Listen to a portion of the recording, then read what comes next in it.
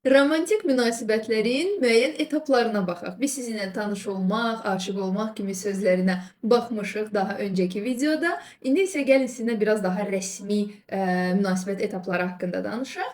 Первое — это вступить в отношения. Вступить в отношения или начать встречаться. Yəni münasibətə başlamaq.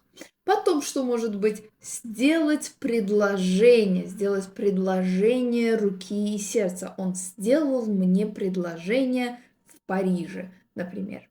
Дальше, по нашим традициям, бывает хэри. На русском это будет как сватовство. Сватовство rus dilində həri sözünün analogu olacaq.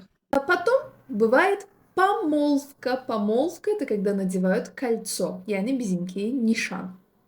После этого свадьба. Ну, думаю, слово свадьба вы многие знаете. Бывает свадьба. Можем сказать, тут люди вступают в брак. До этого deyirdik вступают в отношения, münasibətə başlayırlar. Вступают в брак isə artıq nigah bağlayırlar deməkdir.